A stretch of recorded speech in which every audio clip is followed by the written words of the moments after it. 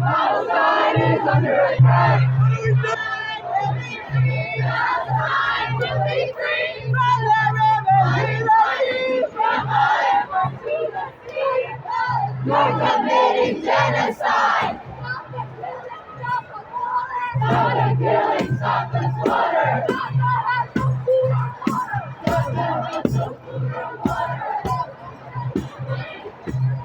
Here that today is around 125 days since the attack, the slaughter of the people in Gaza. Okay. And unfortunately, the world is silent. In fact, some of our countries are supporting the slaughter, they're arming the state of Israel. Okay. And there's no words to describe our hurt. It is being done in our name, in the name of Judaism. Yeah. They call it the Jewish state, the state of Israel. And in truth, Judaism is the direct opposite, diametric opposite of what Zionism and the state of Israel is. Judaism is a religion of 3,000 years to be subservient to God, Right. while Zionism, the ideology of the state of Israel and the state of Israel, is 150 years. The ideology and the actual state is 75 years old. It's a transformation to nationalism. It's a pure nationalist, selfish, lord, criminal occupation of the people, Right. doing it in the name of a religion of 3,000 years. And the rabbinical authorities around the world, from day one, when they came along with this concept of making a state, started out, they said that's not what we are. We have to serve God.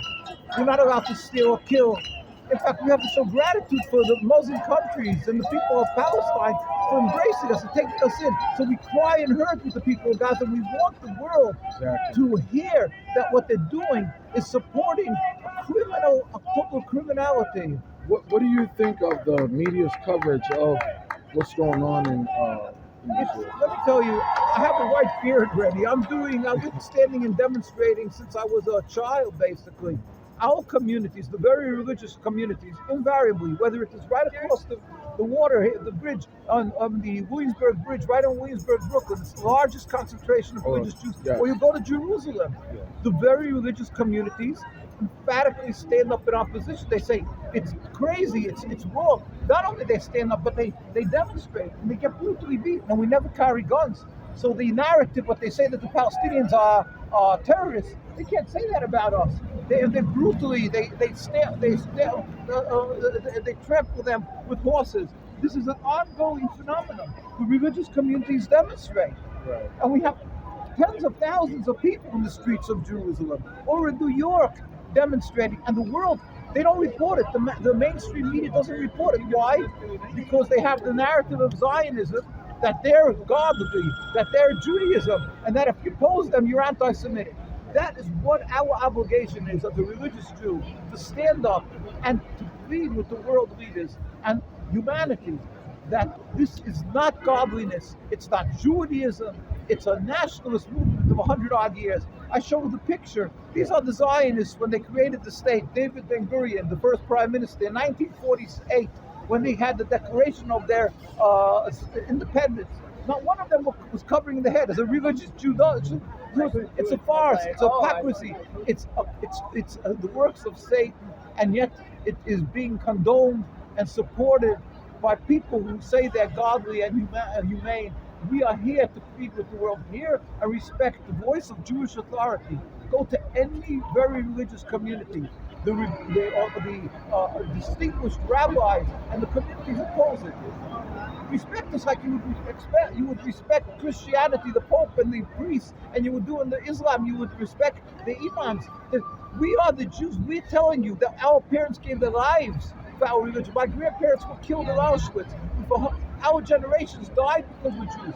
How dare they take our name, this selfish group of people that wanted to have a nationalist home and take and steal the land of another people who are a people who are good to the Jewish people, that we lived in harmony together. We lived in peace. We lived together. We can live together. We will live together. Can there be a solution? Do you think there's a solution to this issue?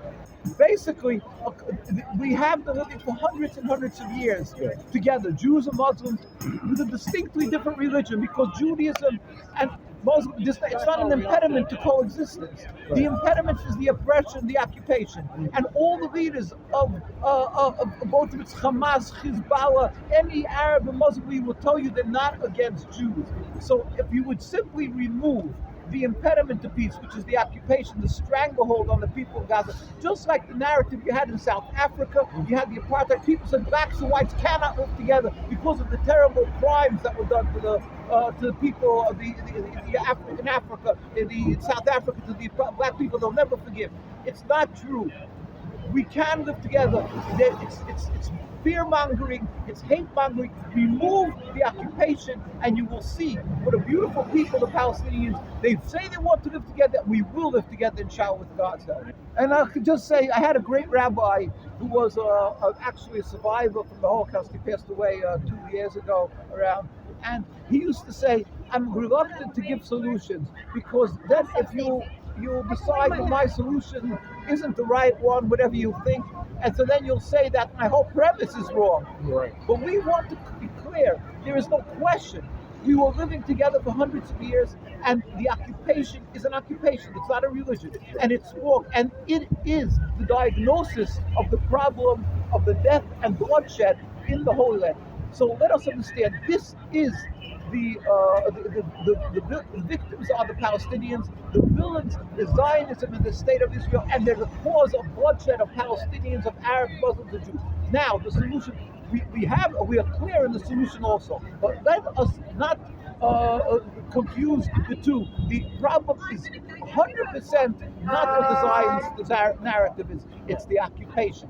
And I could just say that they're constantly using as a weapon anti-Semitism. They're saying you're an anti-Semite and you're anti-Semitic. They are the greatest exacerbator of anti-Semitism, because they are causing a hate between Jews and Muslims, a mistrust and bloodshed. What they're doing to the Palestinians, and over 75 years of occupation, where there's blood like rivers spilled of Jews also. So who is an anti-Semite? They are the epitome. They are the essence of anti-Semitism. Revolution is here.